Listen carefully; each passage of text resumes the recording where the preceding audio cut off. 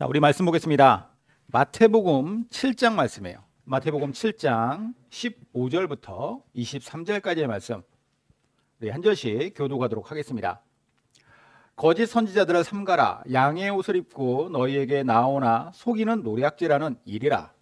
그들의 열매로 그들을 알지니 가시나무에서 포도를 또는 엉겅퀴에서 무화과를 따겠느냐. 이와 같이 좋은 나무마다 아름다운 열매를 맺고 못된 나무가 나쁜 열매를 맺나니 좋은 나무가 나쁜 열매를 맺을 수 없고 못된 나무가 아름다운 열매를 맺을 수 없느니라. 아름다운 열매를 맺지 아니하는 나무마다 찍혀 불에 던져지느니라. 이러므로 그들의 열매로 그들을 알리라.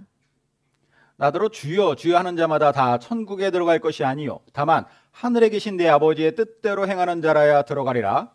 그날에 많은 사람이 나더러 이르되 주여 주여 우리가 주의 이름으로 선지자 노릇하며 주의 이름으로 귀신을 쫓아내며 주의 이름으로 많은 권능을 행하지 아니하였나이까 하리니.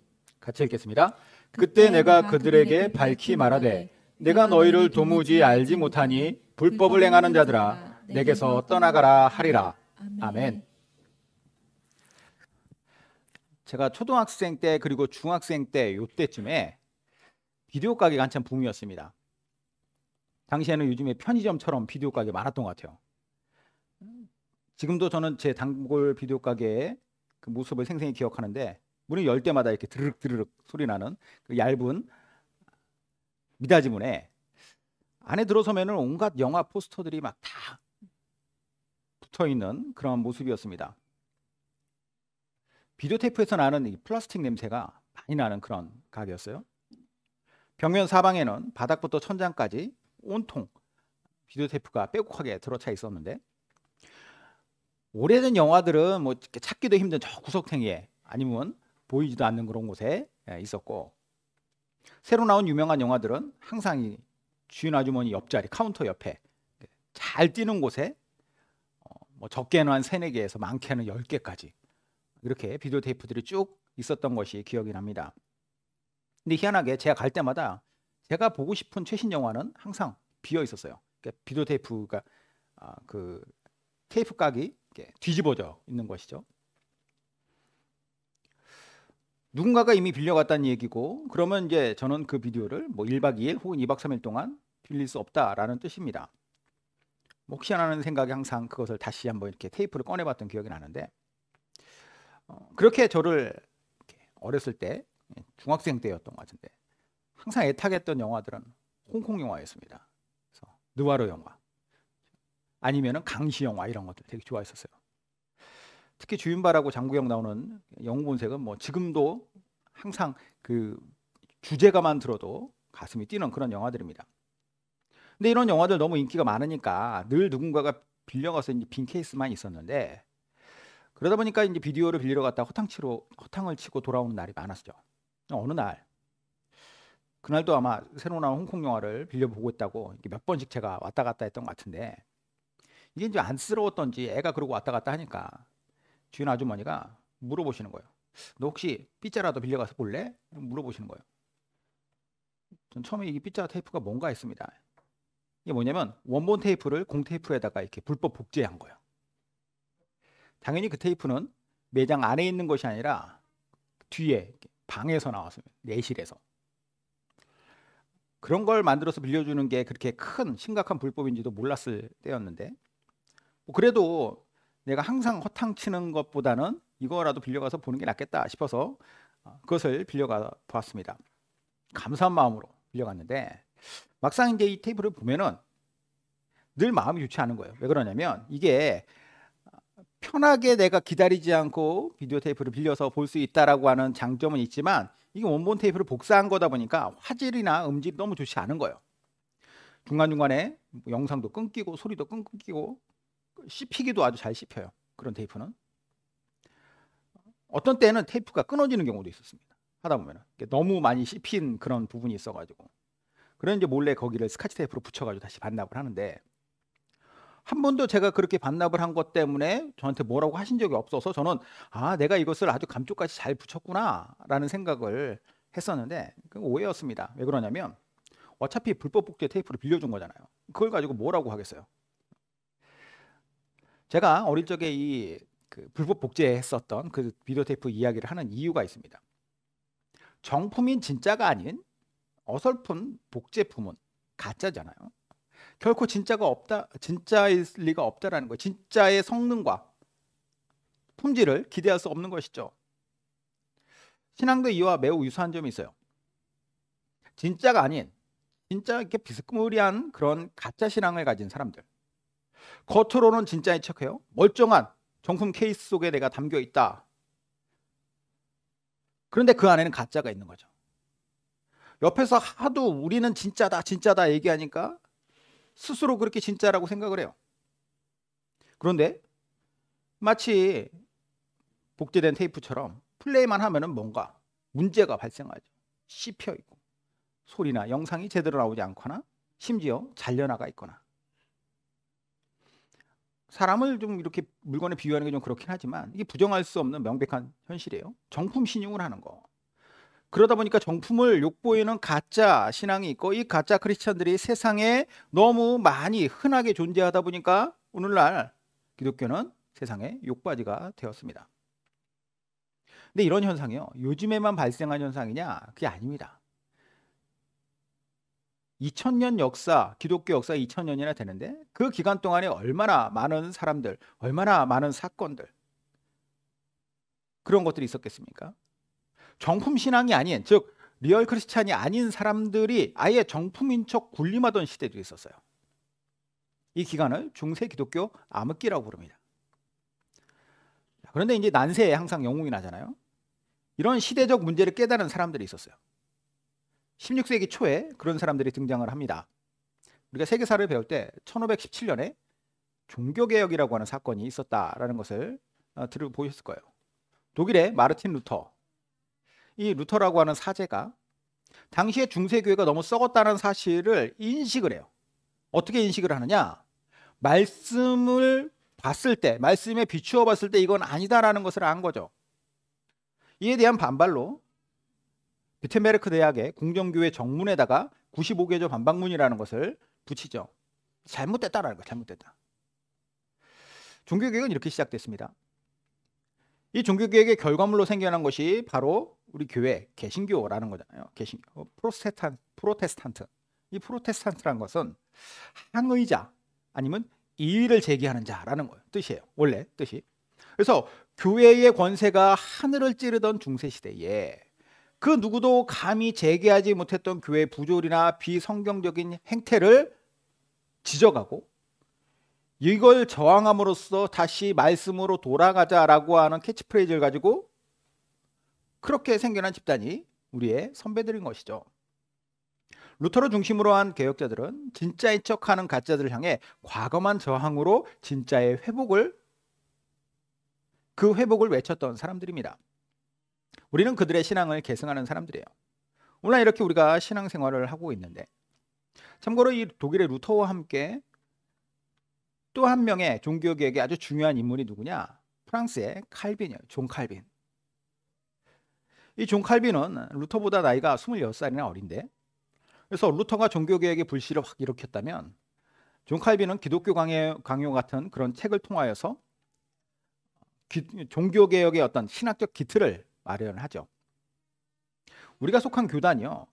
바로 이러한 존 칼빈의 신학적인 어떤 기틀 위에 그것을 기준으로 삼아서 우리가 어떻게 성경을 볼 것인가 그리고 어떠한 교리적인 입장을 취할 것인가 이걸 따르는 우리 교회가 장로교 합동교단이에요. 그래서 우리는 스스로를 칼빈주의자라고 부릅니다. 이런 칼빈주의에는 5대 교리가 있어요. 칼빈주의 5대 교리. 이게 가장 기본적이고 핵심적인 교리가 됩니다. 첫 번째는 모든 인간은 전적으로 악에 물든 죄인이다. 전적 부패. 부패하지 않은 사람이 없어요. 영적으로 다 부패했다라는 거예요. 모든 영역 안에 전적으로 다 부패한 것이 인간이다. 자, 그런데 이런 죄인을 하나님께서 선택해 주셔서 구원해 주셨다라고 하는 무조건적인 선택이 있어요. 하나님의 선택은 우리가 하나님을 택한 것이 아니라 하나님 편에서 우리를 무조건적으로 선택하셨다. 그런데 그것이 그냥 일반적으로 생각할 땐 이럴 수 있죠. 아, 얘는 더 잘났으니까, 얘는 더 착하니까 이렇게 선택했을 거야 생각하지만 그게 아니라는 거예요. 하나님의 선택의 기준은 우리가 생각하는 것과는 다르죠. 무조건적인 선택. 그리고 이 무조건적인 선택을 받은 사람들만이 그 죄를 사함을 받았다. 제한 속죄. 그러니까 제한된 사람들만이 속죄를 받아서 구원을 받는다라고 하는 것이에요. 모든 사람들이 다 구원받을 수 있는 건 아니죠. 그리고 이 제한 속죄를 해주시는 무조건적인 선택은 우리 인간의 편에서 봤을 때 이것을 내가 받고 말고 나는 그거 받기 싫으니까 나는 싫습니다 라고 말할 수 있는 것이 아니라는 거예요. 이 은혜는 불가항력적이라는 거죠. 불가항력적 은혜. 마지막으로 이렇게 택함을 받은 사람들이 그 믿음이 그 안에 생기면 그 믿음이 빼앗기지 않을 것이다. 그 믿음이 결국에는 끝까지 지켜질 것이다 라고 하는 성도의 견인. 이 견인이 끌다라고 하는 견인이 아니라 구들견의 참을 인자예요. 성도는 믿음으로 참음으로 나아갈 수 있다라는 거죠. 왜냐? 성령님이 그 안에 계시기 때문에. 자, 칼빈은 이렇게 성경적인 그 전체적인 내용을 이렇게 집약해가지고 이 교리를 만들어서 우리가 건강한 신앙생활을 하며 살아갈 수 있도록 하는 그런 신학적 기틀을 만들었는데, 근데 이게 아주 성경적인 교리임에도 불구하고 이걸 자칫 잘못 해석하고 적용하는 사람들이 있습니다. 그러다 보니까 신앙이 희한해지는 거예요. 무슨 뜻이냐?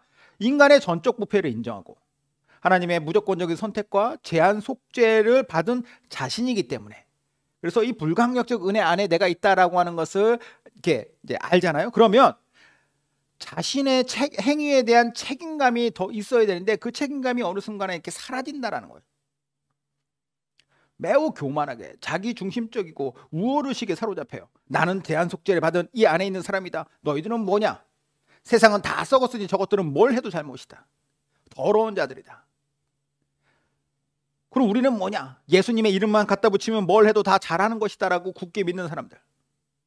특히나 이런 잘못된 생각 때문에, 그리고 그 잘못된 생각을 주입시키고 거기에 기름을 들이붓는 목사라는 사람들이 있어요. 사람들이 하도 우리 목사님 대단하신 분이다라고 하니까 자신감이 하늘을 찌르죠. 사람들에게 아나무인으로 돼요. 심지어 하나님도 안 무서워하는 것 같아. 하나님도 나한테 까불면 죽는 거야. 물론 그 말이 뭐 진짜 하나님을 죽이겠다고 그렇게 생각했겠습니까? 설사 그것이 글자 그대로의 의미가 아니라 할지라도 이런 말이 튀어나왔다는 것은 그 사람의 어떤 교만함과 악한 자의식이 얼마나 강한지를 보여주고 있는 것입니다. 하나님의 이름을 망령되이 여기는 것, 그렇게 일컫는 것, 올바른 신앙 아니죠. 이런 말을 하고 거기에 이제 열광하는 팬덤을 이끌면서 그런 사람이 요즘에 우리나라를 얼마나 시끄럽게 하고 있습니까? 개인적으로 이런 사람이 설치는 것이 너무 마음에 들지 않아요. 이건 정치적 견해가 아니라 크리스찬의 한 사람으로서 말하는 겁니다. 옳지 않죠. 성경에서 이야기하는 것과 왜 다른 그런 결과물들을 내면서 다른 방식으로 사람들을 선동하느냐라는. 그런데 거기에 성경을 이용한다라는 거죠. 저 요즘에 너무 열이 받아가지고 도대체 이 사람이 뭔 얘기를 하길래 사람들이 이렇게 열광하나? 어떤 방식으로 사람들을 이렇게 끄나? 궁금해가지고 유튜브 영상을 몇 개 찾아봤습니다. 너무 저급해요. 천박하고 하도 사람들이 김 목사님 부르는 찬양이 너무 은혜로워요 해가지고 찬양을 또 어떻게 부르나 또 봤어요. 자세가 딱 이래요. 이러고 불러. 네. 찬양이 아니야. 찬양이라는 건 하나님께 올려드리는 거잖아요. 근데 어떻게 기대가지고 부르는 것도 무슨 약간 뭐라고 하냐, 회식 자리에서 두목이 부하들 놓고 부르는 것 같아. 찬양이 아니죠.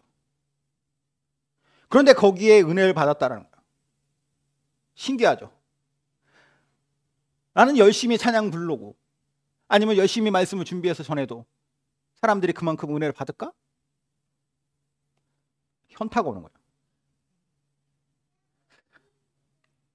그 밖에도 하고 싶은 말이 많은데,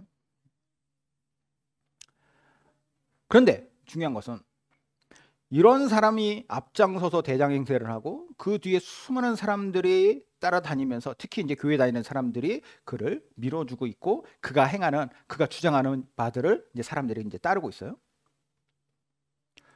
그들이 뭉쳐서 외치고 있는 말들을 보면서 태극기 흔들고 성조기 흔들고 이스라엘국기 흔들고, 외국인들은 다 궁금해한대. 그거 왜 저기 가서 지들 나라에서 성조기 흔들면서 저러고 있냐고. 하여튼 과연 저게 리얼 크리스찬의 모습인가? 라고 했을 때 거기에 대해 우리는 어떻게 생각해야 될 것인가? 이게 정죄를 하려고 하는 의도로 말씀드리는 게 아니에요. 이걸 보면서 우리가 정말로 생각해 봐야 된다는 것이죠. 그리고 스스로에게 질문 던져봤으면 좋겠어요. 우리가 과연 나는 리얼 크리스찬일까? 진정한 내가 개혁주의적인 신앙을 가진 프로테스탄트인가? 저는 이 같은 질문을 올 한 해 우리 함께하는 교회에서 같이 마음속에 간직하고 살았으면 좋겠습니다. 그래서 오늘 말씀도 제가 준비하게 된 거예요. 자, 오늘 본문 포함해서 마태복음이 5장, 6장, 7장 이 세 장은 예수님께서 수많은 사람들을 데리고 산으로 가셔가지고 하셨던 말씀의 내용입니다. 그래서 우리는 이걸 산상수훈이라고 불러요. 산상수훈. 이 산상수훈이라고 부르는 이 말씀은 특별히 우리가 많이 아는 그런 내용들이 많이 있죠. 복 있는 자나. 그래서 팔복에 대해서도 얘기하고. 자, 그런데 오늘 본문에 보면은 거짓 선지자들에 대해서 이렇게 경고를 하십니다. 15절에 보면은 거짓 선지자들을 삼가라. 양의 옷을 입고 너희에게 나오나 속이는 노략질하는 일이라. 왜 이런 말씀하셨겠습니까? 예수님 당시에 거짓 선지자들이 있었기 때문이에요. 그리고 그들의 정체는 뭐냐? 겉으로는 번지르르하게 위장해서 진짜처럼 보인다. 양처럼 보인다. 하지만 실제로는 진짜인 척하는 가짜더라. 거짓으로 사람들의 영혼을 노략질하는 이리와 같은 자들이다. 이렇게 말씀하네요. 그러면 이런 자들이 실제로 양의 옷을 입고 있는지 아닌지, 그들의 정체성이 이리인지 아닌지를 알아야 될 텐데 그걸 어떻게 분별해내느냐? 분간해낼 수 있는 방법도 20절에 이렇게 말씀하십니다. 구별법. 이러므로 그들의 열매로 그들을 알리라. 열매가 진짜와 가짜를 구분해주는 척도가 된다는 거예요. 그들이 하는 말이 아니라 그들이 맺는 열매래요. 열매가 가장 확실하게 진위를 가려주는 열쇠인 것입니다. 아무리 가시나무가 나는 포도나무야 해도 포도 열매가 맺히지 않으면 그건 포도나무가 아닌 거예요. 엉겅퀴가 아무리 자기는 무화과나무야 해도 무화과가 안 열리고 다른 게 열리면 열매를 보면 그 나무의 정체성이 드러나는 것이죠. 너무 당연하고 쉬운 원리예요. 근데 문제는 보통의 사람들이 어떻게 생각하고 어떻게 행동하느냐? 열매를 보는 데까지 안 가는 거예요. 열매를. 이 나무는 보기에 너무 좋아. 생긴 거 봐. 이 나무가 어떻게 포도나무가 아닐 수 있어? 어떻게 무화과나무가 아닐 수 있어? 라고 생각하는 거죠. 너무 말을 잘해.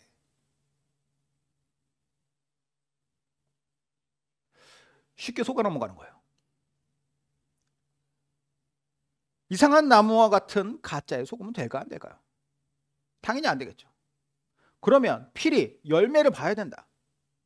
그러면 나무의 정체를 알려줄 열매라는 것은 과연 무엇인가? 예수님 구체적으로 말씀하시는데 21절에 나더러 주여 주여 하는 자마다 다 천국에 들어갈 것이 아니요 다만 하늘에 계신 내 아버지의 뜻대로 행하는 자라야 들어가리라.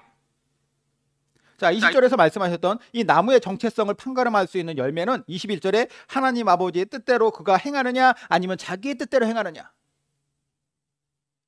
하나님의 뜻에 맞는 실천적 삶의 여부가 매우 중요하다고 얘기해요. 우리의 신앙이 제대로 된 신앙인가 아닌가, 진짜인가, 정품인가 아니면 삐품인가, 가늠해 볼 수 있는 아주 중요한 것이죠. 그러면 우리가 스스로에게 질문 한번 해보았으면 좋겠어요. 우리의 신앙은 진짜인가 가짜인가? 즉 나는 하나님의 뜻이 무엇인지 궁금해하고 그 뜻대로 살려고 내가 노력하는가 안 하는가? 이거는 머릿속으로 아는 것과 좀 별개의 문제예요. 머릿속으로는 알지만 그렇게 살고 싶어 하지 않는 사람도 있고 이게 살기 싫고 귀찮은 사람도 있어요. 내가 좋은 열매를 맺는다는 것은 내가 그만큼 하나님 앞에 순종한다는 뜻이에요. 하나님께 순종한다는 것은 내가 지금 제대로 된 길을 가고 있다는 겁니다. 그런데 하나님의 뜻을 행한다라고 했을 때도 주의해야 될 게 있어요. 그렇게 굳게 믿고 내가 하나님의 뜻을 행한다라고 굳게 믿을 거 아니에요. 사람들이 잘못되어 있음에도 불구하고 그런 사람들을 뭐라고 표현하냐면 나더러 주여 주여 하는 자마다. 단지 주여 주여 하는 것이 나의 뜻을 행하는 것이겠냐. 다시 한번 볼까요? 나더러 주여 주여 하는 자마다 다 천국에 들어갈 것이 아니요 다만 하늘에 계신 내 아버지의 뜻대로 행하는 자라야 들어가리라. 진짜 리얼 크리스찬은 주여 삼창만으로 되는 게 아니라는 거예요. 아까 잠깐 언급했던 그 이상한 목사가요. 저는 솔직히 개인적으로 목사로 생각하지 않는데 주여 삼창을 얼마나 자주 하는지 모릅니다. 또 얼마나 소위 뜨겁게 하는지 몰라요. 그 옆에서는 그것도 바라잡는 사람도 있더라고요. 막 북치고 막 그러면서 오 하면서 하는 사람이 있어요. 얼마나 뜨겁게 기도하는지 몰라요. 물론 이제 그거 유튜브 편집한 거였지만 1시간이 넘게 하더라고요. 계속 방언이라고 하면서. 소위 그게 신앙의 깊이라고 한다면 그 사람과 그 사람 말에 아멘 아멘 하는 사람들이 그 사람들만큼 신앙이 깊고 좋은 사람들이 없을 것 같아요. 하지만 이렇게 뜨겁게 외치고 나서 뭘 하느냐? 막상 내가 하나님의 뜻을 나 몰라라 한다. 하나님께서 뭐라고요? 예수님께서 뭐라고 말씀하셨습니까? 하나님 아버지에 대해서 내 마음과 뜻과 힘을 다해서 사랑하라고 하고 내 이웃을 내 몸같이 사랑하라고 했는데 아니잖아요. 어떻게 교회가 알밖에 합니까? 주변 사람들 다 피해를 주면서? 아니잖아요. 열매가 아닌데. 하나님께서 그걸 보고 뭐라고 하실까? 가스통 들고 교회를 지켜야 된다. 이게 하나님의 나라다. 아무리 뜨겁게 사람들 앞에서 찬양하고 기도하고 그런다 할지라도 말과 행동에서 하나님의 뜻이 아닌 인간의 뜻이 앞선다면 그건 정품 아닙니다. 22절 23절 그날에 많은 사람이 나더러 이르되 주여 주여 우리가 주의 이름으로 선지자 노릇하며 주의 이름으로 귀신을 쫓아내며 주의 이름으로 많은 권능을 행하지 아니하였나이까 하니 그때 내가 그들에게 밝히 말하되 내가 너희를 도무지 알지 못하니 불법을 행하는 자들아 내게서 떠나라 하리라. 아예 예수님이 못 알아들을까 봐 딱 못 박아서 얘기하세요. 니들이 선지자 노릇하고 귀신 쫓아내고 주의 이름으로 많은 권능을 아무리 행해도 진짜가 아닐 수 있다는 거예요. 정신 바짝 차려야 하는 겁니다. 성경에는 이런 말씀만 있는 것이 아니라 또 다른 내용으로도 이런 비슷한 류의 말씀을 하고 계세요. 히브리서 6장 한번 볼까요? 히브리서 6장. 자, 쉬운 성경으로 볼 텐데 변화된 새 생활로 다시 돌아오지 못하는 사람들도 있습니다. 그들은 한때 하나님의 빛 가운데 살았고 하늘의 은사를 맛보며 성령을 경험한 사람들이었습니다. 하나님의 선한 말씀과 앞으로 올 새로운 세상의 능력도 받았습니다. 그런데 그들이 그리스도를 떠나버렸습니다. 이들은 다시 돌이킬 수 있는 방법은 없습니다. 왜냐하면 그들은 하나님의 아들을 다시 십자가에 못 박고 사람들 앞에서 욕되게 했기 때문입니다. 올바른 길을 가던 사람도 엉뚱한 길로 가더라는 거예요. 인간이 얼마나 어리석은 존재인가. 우리는 정말로 제대로 믿고 제대로 살아야 됩니다. 딱 봐도 리얼 크리스천과 거리가 멀어 보이는 사람들을 보면 우리가 정죄만 할 것이 아니라 우리 스스로를 돌아보는 반면교사 삼아야죠. 나는 정말 주기도문 그대로 살아가는가? 하늘에 계신 우리 아버지의 이름이 거룩히 여김을 받기 원합니다. 하나님의 이름이 거룩해지기 원합니다. 하나님 내 마음대로 막 이용해 먹고 써먹고 욕하려고 하는 것이 아니라 우스갯소리로 그렇게 말하려고 하는 것이 아니라 하나님의 나라가 우리가 살아가는 이 삶 가운데 이루어지기를 꿈꾸는가? 나의 나라가 아니에요. 하나님의 통치고 하나님께서 원하시는 하나님의 나라. 아버지의 뜻이 하늘에서와 같이 땅에서도 이루어지길 간절히 원하는가? 아버지의 뜻이 뭐겠습니까? 일부 잘 먹고 잘 사는 사람들, 그런 사람들의 배를 더 불리는 게 아버지의 뜻일까요? 그럼 예수님이 왜 맨날 가난한 사람들, 죄인들, 소외된 사람들, 연약한 사람들, 그 사람들하고 어울리고 오히려 그 당시에 득세하고 있었던 기득권 세력과 선을 그으셨겠습니까? 우리는 항상 이 질문 앞에 섰으면 좋겠습니다. 혹시라도 내가 길을 잃은 건 아닐까? 혹시라도 내가 잘못된 생각으로 잘못된 믿음으로 하나님 앞에 하나님의 뜻을 역행하고 있지는 않을까? 만약에 그렇다면 거기서 뭐 해야 되냐? 과감하게 엎드려야죠. 진로 수정을 해야 되는 거예요. 우리 정말 그렇게 살았으면 좋겠습니다. 제가 작년 연말에 올 이 2025년에 우리 교회 표를 뭐라고 했으면 좋을까 고민했어요. 그래서 나온 결론을 바탕으로 해서 오늘 이 첫 주인 말씀을 나누고 있는 것입니다. 이쯤 되면 뭘로 정했을지가 대충 감이 잡히죠. 올해는 우리가 리얼 크리스천이라고 하는 이 정말로 우리가 무엇을 지향할 것인가. 우리 모두 이 어두운 세상 속에서 주님께서 찾으시는 그 아름다운 열매 맺는 리얼 크리스천이 되길 바라요. 이것은 내가 이미 이루었다함도 아니고 그리고 또 때로 실패했다고 해서 그것을 포기하는 것도 아니에요. 내가 끊임없이 바울이 말한 거 있잖아요. 내가 앞에 있는 그리스도라고 하는 표대를 향하여 내가 나아가노라. 그게 바로 우리의 삶이 되길 바랍니다. 짧게는 올 한 해가 그렇게 되길 바라고, 길게는 우리의 평생이 그렇게 되길 바라요. 이 삶을 위하여 저와 여러분들이 열심으로 달려가는 우리 모든 인생 되시기를 주님의 이름으로 축원드립니다.